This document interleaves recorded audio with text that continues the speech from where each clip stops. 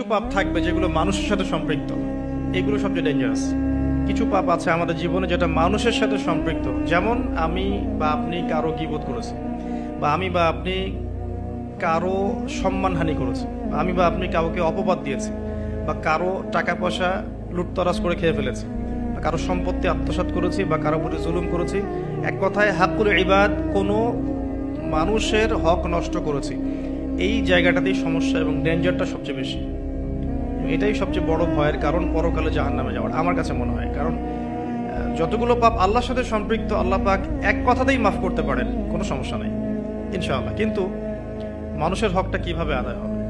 যতক্ষণ পর্যন্ত না তার হক তাকে ফিরিয়ে দিচ্ছি।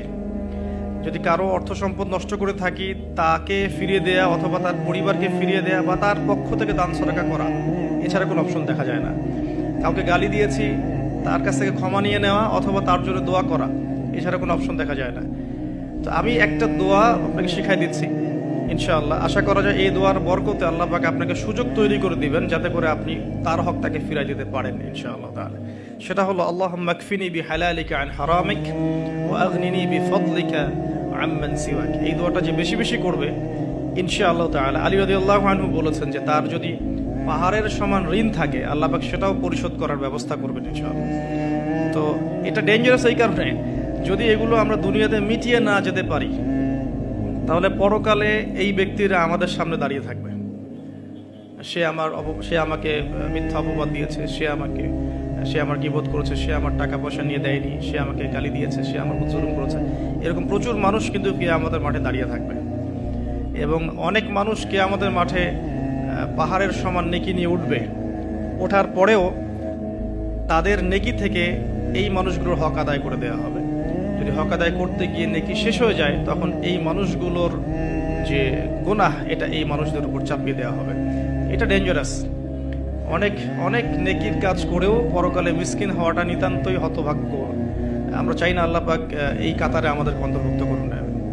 একটু চিন্তা করে দেখেন, কেউ যদি কাউকে রেপ করে, তাহলে সে কত বড় সম্মানের ঋণগ্রস্ত হয়ে গেল, যেটা কখনো তার পক্ষে শোধ করা সম্ভব না। এই জিনিসটা যদি মাথায় থাকে, এই হাদিসটা যদি মাথায় থাকে যে কিয়ামতের মাঠে সবচেয়ে বড় মিসকিন তারা যারা অন্যের কাছে দায়বদ্ধ থাকবে, নামাজ রোজা হজ জাকাত সমস্ত নেকি নিয়ে ওঠার পরেও কারো হক নষ্ট করার দায়ে সে জাহান্নামে চলে যাবে ওদের গুনার ভার নিয়ে। এই জিনিসটা সবচেয়ে ডেঞ্জারাস। এই কারণেই আসলে কম কথা বলা উচিত এবং কম মানুষের সাথে মেশা উচিত, এবং মুখ বন্ধ রাখাই ভালো। বেশি না বলা, বেশি কিছু ভাবতে না যাওয়া, বেশি গেজ না করা। এবং অনলাইন এমন একটা প্ল্যাটফর্ম যেটা আমাদের এই সুযোগটা বাড়িয়ে দিয়েছে, যাতে করে আমরা নির্দ্বিধায় একে অপরের গীবত সমালোচনাকে একটা ট্রেডিশন মনে করছি, বাট এগুলোর বড় শাস্তি আমাদের জন্য অপেক্ষা করছে। আল্লাহ পাক এগুলো থেকে আমাদেরকে হেফাজত করুন, আমিন। মানুষের সাথে জড়িত পাপ থেকে আল্লাহ পাক আমাদেরকে বাঁচাক। আর যদি সম্ভব হয় রমজান মাসে আমভাবে ক্ষমা চেয়ে নেওয়া উচিত। যেমন পরিবারবর্গকে ডেকে বলা যেতে পারে যে আমার দ্বারা যদি তোমাদের কোনো হক নষ্ট হয়ে থাকে, তো তোমরা আমাকে মাফ করে দিও, ঠিক আছে। যদি একজন রাষ্ট্রের নেতা হয়ে থাকে, তার বলা উচিত সবার সামনে যে আমি আমার দায়িত্ব পালন করার চেষ্টা করেছি আমার সাধ্যমতো। যদি আমার দায়িত্ব পালনে কোনো রকম হক নষ্ট হয়ে থাকে তোমাদের কারণ, আমার উপর কোনো অভিযোগ থেকে থাকে, আমাকে মাফ করে দিও। আমভাবে ক্ষমা চেয়ে নেওয়াটা ভালো হবে রমাদান মাসে। কারণ এই মাস, ওই যে আমি একটা হাদিস বলছি, সেই ব্যক্তি হতভাগা যে ব্যক্তি এই মাস পেয়েছে কিন্তু নিজের গোনাহ মাফ করাতে পারলো না। আমার গোনাহ তো আমি আল্লাহর কাছে মাফ করালাম, কিন্তু মানুষের সাথে জড়িত হকটা কিভাবে মাফ করাবো, এই বিষয়টা বুঝতে হবে।